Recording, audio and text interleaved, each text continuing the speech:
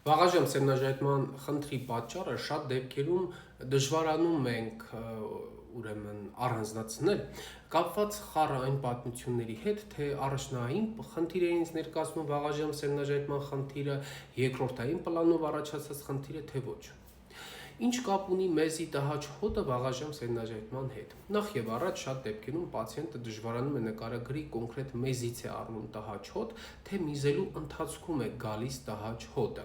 որովհետեւ տհաճ հոտի առկայությունն ավելի շատ բնորոշ է առնանդամի գլխիկին եւ գլխիկը ծածկող մաշկի ներքին թաղանթում առկա բորբոքային պրոցեսներին կամ եթե կարճ ձևակերպենք նախադասությունը քրոնիկական կամ սուր բալանոպոստիտներին է բնորոշ տհաճ հոտի առկայությունը։ Եվ երբ դուք գնում եք զուգարան դատարկելու միզապարկը, մաշկը հետ եք քաշում եւ մաշկի տեղ եկած հոտը շատ հաճախ կարող եք շփոթել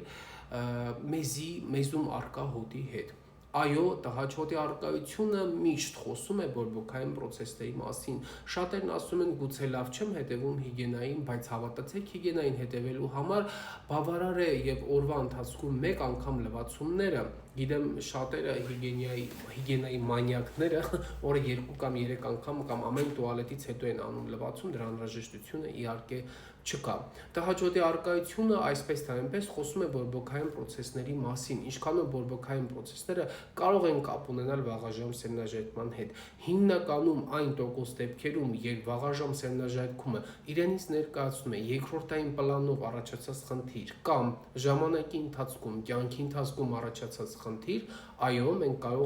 պատճառը կարող ենք փնտրել բորբոքային պրոցեսների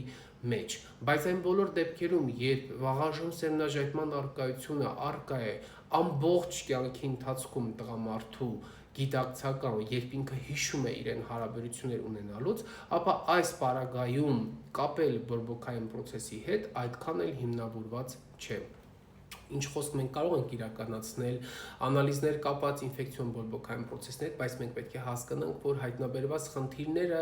այդքան էլ չեն բացատրելու վաղաժամ սերմնաժայթման առկայությունը, որովհետև վաղաժամ սերմնաժայթքումը տվյալ մարդն ունի ողջ կյանքի ընթացքում ինչ իրեն հիշում է հարաբերություններ ունենալուց, իսկ բորբոքային պրոցեսը տրամաբանորեն առաջացել է ժամանակի ընթացքում ազատ հարաբերությունների, առանց պաշտպանվել հարաբերությունների առկայության պարագայում կամ գուցե մրսելուց կամ իմունիտետի նվազման արդյունքում եւ այլն եւ այլն։ Դրա համար պացիենտի վաղաժամ սերմնաժայթման խնդիրը ճիշտ հասկանալու համար պետք է վերլուծությունը եւ անամնեզը ճիշտ իրականացնել, երբ սկսվեց խնդիրը, որտեղի սկսվեց, ինչքան ժամանակ կա, ենթարկվել է արդյոք որևէ դինամիկ փոփոխությունների, թե ոչ, որպեսզի կարողանալ նրան ճիշտ ինֆորմացիա տրամադրել։